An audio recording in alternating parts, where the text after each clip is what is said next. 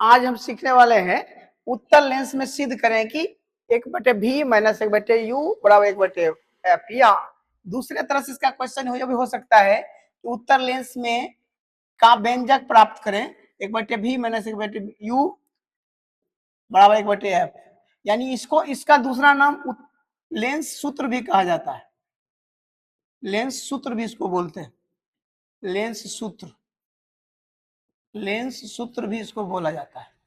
दूसरे तरह इसका क्वेश्चन आता है कि उत्तल लेंस का व्यंजक प्राप्त, लेंस सूत्र का व्यंजक प्राप्त करें, तो कोई तरह से क्वेश्चन आ सकता है। आज चलिए आज इसको हम प्रूव करके दिखाते हैं, और ये परीक्षा के लिए बहुत ही नेसेसरी होता है, मैट्रिक बोर्ड परीक्षा के लिए। आइए करते हैं प्रूव। तो सबसे पहले ये देख रहे हैं कि MN भी कहीं लिखा रहता है, कहीं MN भी लिखा रहता है। जो जैसा चित्र बना है उसी तरह से हमको सिर्फ लिख लेना, लिखना है कि दिया हुआ है या फिर माना कि MN एक उत्तल लेंस है जिसके प्रधान अक्ष B से जो सीधी रेखा जाती है, ये B से जो सीधी रेखा गई है, इस रेखा को प्रधान अक्ष बोलते हैं, इस रेखा को प्रधान अक्ष। तो इस प्रधान अक्ष को हम प्रधान अक्ष पर ए भी कोई बिंब या फिर उसी का दूसरा नाम लोग बोलते हैं वस्तु, बिंब या वस्तु रखा गया है, और उसका प्रतिबिंब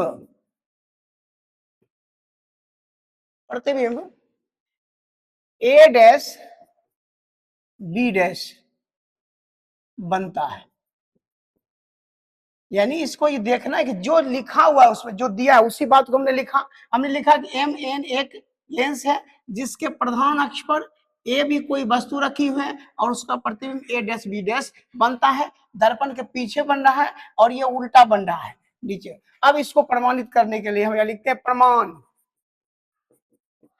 अब दिए गए चित्र के अनुसार जैसे इस वस्तु को रखते हैं, इस वस्तु को हमने रखा और यहाँ से इसका प्रतिबिंब दर्पण से अपवर्तित होते हुए प्रधान अक्ष के F पर काटता है, और दूसरी रेखा को हम इसके पोल से गुजारते हैं और जहां दोनों का कटान बिंदु होता है वहीं पर प्रतिबिंब बनता है।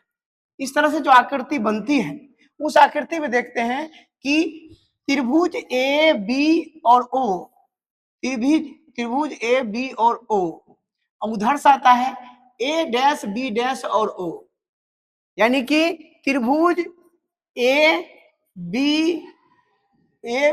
O और त्रिभुज A dash B dash O से ये देख रहे हैं कि दोनों त्रिभुज एक दूसरे के समरूप है।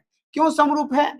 कि यहाँ ये कोण इसका 90 डिग्री है तो इसका भी ये कोण 90 डिग्री है, और एक एंगल जो है ये एंगल दोनों का शीर्षाभिमुख है। तो इसको हम लिख सकते हैं कि त्रिभुज ABO समरूप है त्रिभुज A dash B dash O, क्योंकि थोड़ा सा विश्लेषण कर देंगे,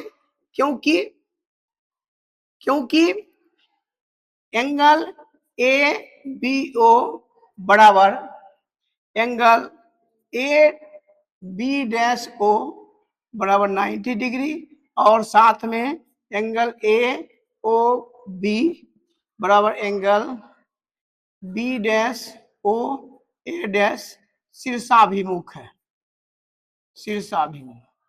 जब एक रेखा को कोई दूसरी रेखा काटती है, ये दोनों कटान में दोनों बराबर होता है और दोनों जो है वो हम शीर्षाभिमुख कोण करते हैं, ये दोनों बराबर ही माना जाता है।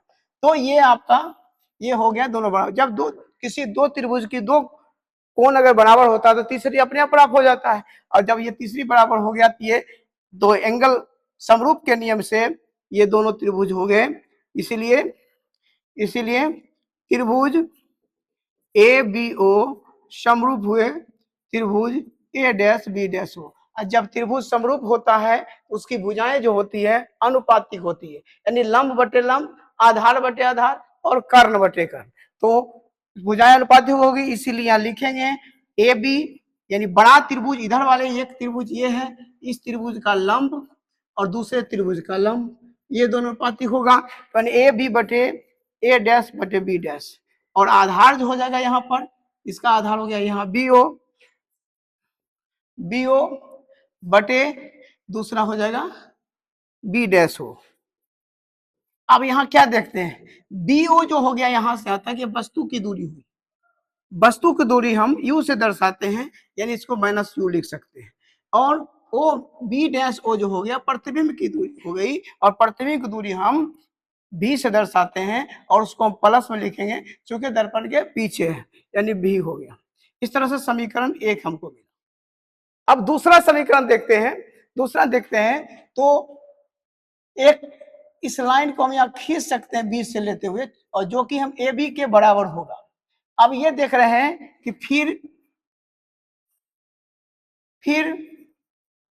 त्रिभुज एम ओ एफ टू समरूप है त्रिभुज A dash B dash F two के। यानी ध्यान देना इस बात पर है कि ये जो हो गया हमारा, ये हो गया A M O F two, और यहाँ फिर इसी का समरूप हो जाएगा A dash B dash F two. दोनों एक दूसरे को काट रहा है, हमने लाल से रख लिख दिया ताकि नजर आए, सामने आ जाए। अब इस दोनों में समरूप है, समरूप क्यों है, फिर उसी तरह इसको लिख चाहे तो लिख सकते हैं या ऐसे मान सकते हैं। इसमें देखते हैं कि एक कोण बी इसका 90, इसका भी एक कोण ये 90 है, और ये दोनों जो है शीर्षाभिमुख कोण है। यहाँ भी लिख देते हैं क्योंकि, क्या लिखेंगे, क्योंकि angle M O F two बराबर A B dash F two बराबर 90 डिग्री, साथ ही साथ एम एफ टू ओ बराबर बी डैश एफ टू ए शीर्षाभिमुख कोण, शीर्षाभिमुख कोण, यानी ये कोण बराबर हो गया।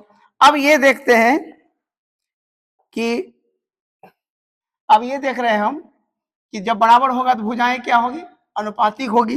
भुजाएं अनुपातिक हुई तो इसको हम लिख सकते हैं लंब बटे लंब, यानी कि एम ओ बटे ए डैश बी डैश बराबर दे से फिर आधार दे सकते हैं यहाँ से यहाँ तक ओ एफ टू, इसका आधार हो जाएगा यहाँ पर बी डैश एफ टू। अब यहाँ पर ओ एफ टू को हम लिख सकते हैं, ओ एफ टू इतना दूर हुआ तो एफ हो गया, फोकस दूरी होगी। लेकिन बी एफ टू मान निकालने के लिए हमको क्या करना पड़ेगा, बड़ा जो आपका ये एंगल है, इसको तो ध्यान से देना है कि ये जो बड़ा है, ये बड़ी रेखा ये है, इस बड़ी रेखा में से इस छोटी रेखा को अगर घटा देंगे तो ये अपने आप बच जाता है। यानी कि ये सबसे बड़ी रेखा हो गया बी डैश ओ, इसको लिख सकते हैं बी डैश ओ घटा ओ एफ टू, यानी इसका मान एफ हो गया, बी डैश हो गया ये प्रतिबिंब की दूरी, प्रतिबिंब की दूरी को हम v से लिखते हैं, और उसके बाद एफ टू को हम एफ से लिखते हैं। ये समीकरण 2 निकल गया। समीकरण 1 और समीकरण 2 हमें मालूम है। अब ये देखते हैं समीकरण 1 में ये A B by A dash B dash और M O by A dash B, तो ए बी के बराबर एम ओ है, ए बी के बराबर एम ओ है। क्यों है, ये जितना बड़ा ये है, ये लाइन जितना बड़ा है, ये जितना बड़ा लाइन है, ये लाइन जितना बड़ा है उतना बड़ा ही ये है, ये नहीं, ये दोनों क्या है बराबर, और ए डैश बी डैश तो बराबर है, इसीलिए हम इसको लिख सकते हैं, इसीलिए इसको लिख सकते हैं कि एम ओ बटे ए डैश बी डैश बराबर ए बी बटे ए डैश बी डैश। यानी ये हो गया, इसके जगह पर हम लिख देंगे यहाँ माइनस यू बाय, माइनस इसके जगह माइनस यू बाय भी इजकल टू एफ बटे भी माइनस एफ। जब इसको क्रॉस मल्टीप्लाई करके गुना करेंगे, अगला पेज ले लेते हैं और फिर अगला पेज यहीं पे बना देते हैं, यहीं पे बना देते हैं। इसी जगह ठीक रहेगा। हाँ, तो क्रॉस मल्टीप्लाई करेंगे तो माइनस यू भी प्लस यू एफ बराबर वी एफ, यानी कि माइनस यू को भी से गुना किया तो माइनस यू भी हो गया, ये माइनस माइनस में प्लस हो गया, यानी यू एफ हो गया, और ये दोनों भी एफ हो गया। ये अब दोनों